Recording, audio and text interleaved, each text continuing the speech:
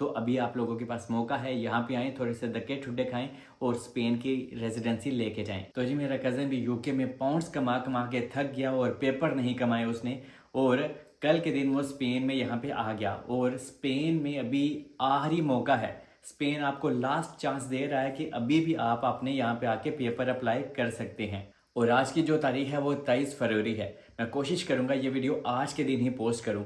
सबसे पहले आपको बता दूँ कि बहुत ज़्यादा लोग यूके से आ रहे हैं स्पेन में, और अगर आप पूरे यूरोप में, बेल्जियम में हैं, स्वीडन में हैं, जर्मनी में हैं, तो अगर आपके पास डॉक्यूमेंट्स नहीं हैं तो आपको स्पेन में यहाँ पे आना चाहिए।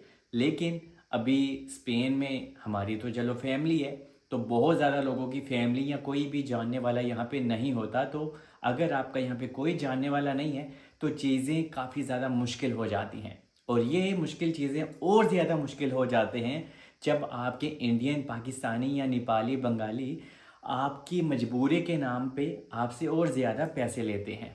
क्यों? क्योंकि स्पेन में बरसों से सिस्टम चला आता है कि यहाँ पे आप लोग आते हैं और यहाँ पे आपको अपनी इम्पाद्रोनामेंटो मतलब कि रजिस्ट्रेशन करवानी होती है। आसान लफ्ज़ों में प्रूफ ऑफ एड्रेस बनवाना होता है, तो वो आपका आसानी से नहीं बनता।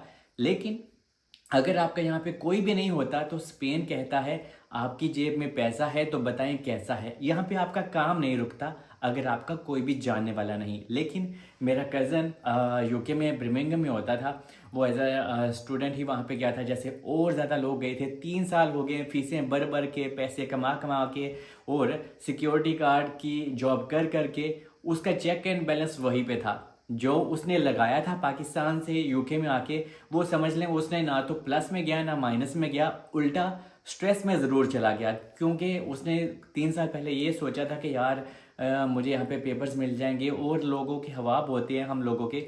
लेकिन यूके में आजकल स्ट्रेस बहुत ज़्यादा है। तो अगर अभी भी आपने प्लान नहीं किया तो जनाब अभी आप यूके की जान छोड़ें और स्पेन में आएँ, क्योंकि स्पेन ने इमिग्रेशन अपनी ओपन करके रखी हुई है ऐसे लोगों के लिए भी कि जो नए नए ताज़े ताज़े लोग आएंगे। क्योंकि ये वीडियो है जो पहले से यहाँ पे स्पेन में मौजूद हैं वो तो बिल्कुल सेफ़ हैं, वो तो डॉक्यूमेंट्स यहाँ से अभी ले के ही जाएंगे। लेकिन यहाँ पे सवाल ये होता है कि सलमान हम नए नए यूके में जाना चाहते हैं तो क्या हम पेपर ले सकते हैं? ऑफ कोर्स आप ले सकते हैं। ये जो 3-3 6-6 महीने पहले जो स्पेन में आ गए थे लोग, उनको क्या पता था कि स्पेन नॉर्मल इमिग्रेशन ओपन कर देगा जिससे हमें 2 साल भी इंतज़ार नहीं करना होगा। तो कितना अच्छा प्रोग्राम स्पेन ने दे दिया।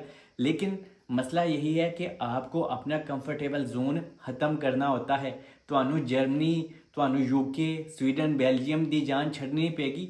ये ना करिएगा कि हाँ भाई कुछ लोग आपको ये कह रहे हैं कि हम आपकी ब्लैक और बैक डेट्स में आपकी इम्पाद्रोनामेंटो बनवा देंगे, कोई प्रूफ बनवा देंगे। तो कोई भी झूठा काम ना करे। कोई बात नहीं है, आप अभी तक नहीं आए, आप चुप करके अपनी फ़्लाइट पकड़ें। अगर आप यूके में हैं तो आप अपना शेंजन वीज़ा हासिल करके आप यहाँ पे आ सकते हैं और आके अपना इम्पाद्रोनामेंटो का प्रोसेस करवा सकते हैं। अगर आप यूरोप में हैं तो फिर तो आपको वीज़ा लेने की ज़रूरत ही नहीं, आप नॉर्मली स्पेन में आ सकते हैं और आप अपना इम्पाद्रोनामेंटो करवा सकते हैं।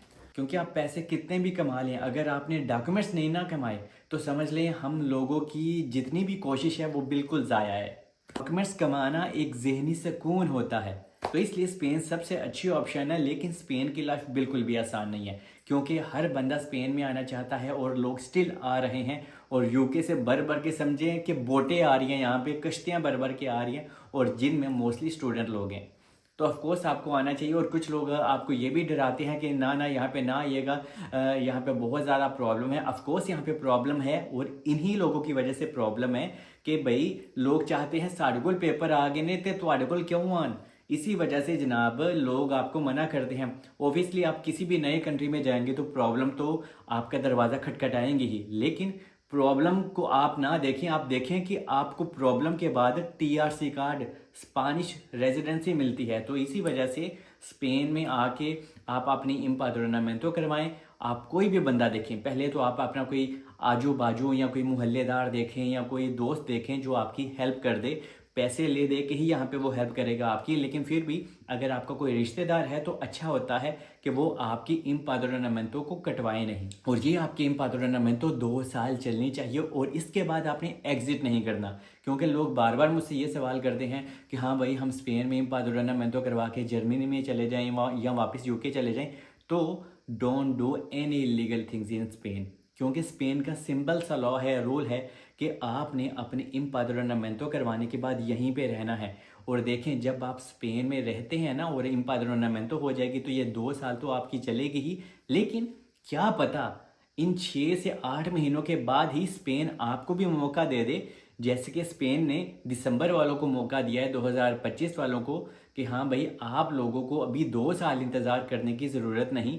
तो क्या पता स्पेन आप लोगों के लिए भी कोई ऐसा प्रोग्राम ले आए 2026 के एंड में कि आप लोगों को भी 2 साल इंतज़ार करने की ज़रूरत नहीं और आप लोग भी अपना रेजिडेंसी के लिए स्पेन की अप्लाई कर सकते हैं। लेकिन अगर स्पेन आपको ये अपॉर्चुनिटी नहीं भी देता तो नॉर्मली 2 साल वाली इमिग्रेशन तो हमेशा से ओपन है ना, तो आप अपने माइंड में रखें 2 साल बाद हमें पेपर मिल जाएंगे। क्योंकि फिलहाल इमिग्रेशन ओपन है और कब तक ओपन है ये कोई नहीं जानता, क्योंकि इंसान हमेशा ये कहता है मैं कल करूँगा कल करूँगा। इसी तरह पुर्तगाल में भी हुआ था, कुछ लोग कहते थे मैं कल जाऊँगा कल जाऊँगा कल जाऊँगा, कल कल करता हुआ पुर्तगाल ने इमिग्रेशन ही बंद कर दी और बाद में फिर वो लोग एजेंटों के हत्थे चढ़ गए कि हाँ भाई हमारी किसी तरह फाइल ला करवा दो ये वो। तो इस वजह से फिलहाल आप लोगों के पास मौका है, ये ना हो कि ये मौका भी आपके हाथों से गुजर जाए, चला जाए, तो फिर आप कहेंगे यार हूँ नसी कितने जाइए।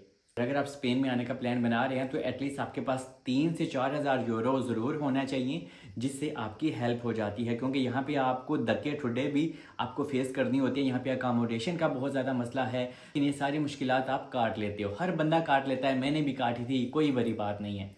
जो इंसान यूरोप में आ गया ना, मैं कहता हूँ वो सबसे बड़ा बदमाश है। उसको जनाब अल्लाह पाक ने एक अलग ही हिम्मत दे दी होती है कि हाँ भाई वो हर एक सिचुएशन में और हर एक मुश्किल का वो सामना कर सकता है। बहुत ज़्यादा मुझे इंडियन अपने दोस्त मैसेज करते हैं कि सलमान हम 11 साल हो गए हम यूरोप में हैं, हम अपने घर में नहीं जा पाए, हम इंडिया में नहीं जा पाए। तो ऑफकोर्स आप स्पेन में आएँ, अपना प्रोसेस स्टार्ट करें। इम्पादोरनामेंटो के बाद आप अपने प्रूफ बनाएं, आप अपना मेट्रो कार्ड बनवाएं, आप अपना लाइब्रेरी कार्ड बनवाएं, आप अपना मेडिकल कार्ड बनवाएं, जो उनसे भी यहाँ पे ज़रूरी डॉक्यूमेंट्स हैं तो ये आपके प्रूफ होते हैं। और अपना बैंक अकाउंट भी ओपन करने की आप कोशिश करें। और स्पेन में आपका कोई भी काम रुकता नहीं, थोड़ा सा आपका टाइम ज़ाया होता है, थोड़ी सी आपको प्रॉब्लम होती है, लेकिन आपका काम हर एक स्पेन में हो जाता है। और अच्छी बात क्या है कि स्पेन में अभी आपको कॉन्ट्रैक्ट लेने की ज़रूरत नहीं है कि जब आपके 2 साल भी कंप्लीट हो जाएंगे तो पहले लोगों की तरह कॉन्ट्रैक्ट बाई करने की ज़रूरत नहीं है, जो कि कॉन्ट्रैक्ट बाई किया जाता था या जो पुराने लोग हैं वो सेल करते थे 8-8 हज़ार यूरो का। तो इस वजह से यार स्पेन ने तो मैं कहता हूँ आप लोगों के लिए इतने अच्छे अच्छे प्रोग्राम निकाल दिए हैं, तो अभी आपको किस चीज़ का इंतज़ार है। मैं आप लोगों के फ़ायदे के लिए ही क्लियर रहा हूँ और मुझे डॉक्यूमेंटेशन के लिए प्लीज़ ना कहिएगा, मैं सिर्फ आपको इन्फॉर्मेशन प्रोवाइड करता हूँ, तो मुन्नू सिर्फ इत्थों तक ही रखो। मैं ये एजेंटी के कामों से ना प्लीज़ मुझे खुदारा दूर रखें और आप खुद से कोई देखें। आपको हज़ारों बंदे यहाँ पे स्पेन में मिल जाते हैं जो आपका जनाब ये डॉक्यूमेंटेशन का या इम्पादोरनामेंटो का काम करवा देते हैं, लेकिन प्लीज़ मैनू ना पूछो, मैं इस तरह का काम नहीं करता यार। और जैसे कि मेरी भी इम्पादोरनामेंटो अभी तक चल रही है तो मैं बार बार उसको रिन्यू भी करवाता हूँ। तो इस तरह से आप भी इन 2 सालों के अंदर अंदर अपनी इम्पादोरनामेंटो को 3 महीने बाद या 6 महीने बाद बार बार आप इसको एक रिन्यू भी करवा सकते हैं। रिन्यू कैसे करवानी होती है कि जिस भी कौंसल में, जिस भी एरिया में आपकी इम्पादोरनामेंटो होती है ना, वहाँ पे आपको जाना होता है सीता मीन के अपॉइंटमेंट लेके।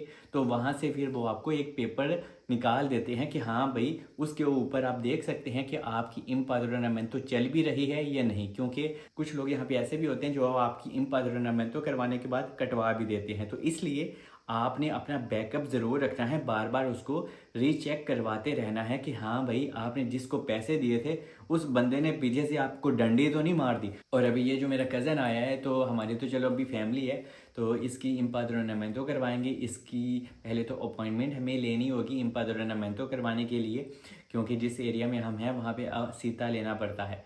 तो एनीवे ये काम भी इसका हो जाएगा, और जो ही होगा तो वो भी आप लोगों के साथ मैं ज़रूर शेयर करूँगा। बाकी स्पेन का वेदर बहुत अच्छा है। यूके में हर टाइम बारिश और आपको पता है, पता नहीं, सर्दी वाला माहौल होता है, तो यहाँ का वेदर बहुत अच्छा है। यहाँ पे आपको अपनी इंडियन पाकिस्तानी कम्युनिटी काफ़ी देखने में मिलती है, लेकिन अपनी इंडियन पाकिस्तानी कम्युनिटी से मैं तो आपको यही कहूँगा दूर दूर ही रहें तो अच्छा है। लेकिन ये है कि आपको थोड़े से अपने लोग नज़र आते हैं ना, तो आपका दिल थोड़ा सा बहलता चला जाता है कि हाँ भाई कोई नहीं, सारा टाइम पास हो रहा है। और यूके के जितने भी छोटे मोटे व्लॉगर भी हैं ना, वो भी सारे जनाब स्पेन में आके अपनी इम्पादोरनामेंटो करवा रहे हैं, और आप पता नहीं किस चीज़ का इंतज़ार कर रहे हैं। बाकी मैंने आपको होप कि अच्छे से गाइड कर दिया होगा। आपको आना चाहिए, आप यूरोप में हैं या यूके में हैं तो स्पेन फ़िलहाल आपके लिए दरवाजे खोल के बैठा है, और ये कब तक खोल के बैठा है ये खुदा जाने। तो अभी आप लोगों के पास मौका है, यहाँ पे आएँ, थोड़े से धक्के ठुड्डे खाएँ और स्पेन की रेजिडेंसी लेके जाएँ। I love you all, stay bless, मिलते हैं नेक्स्ट वीडियो में।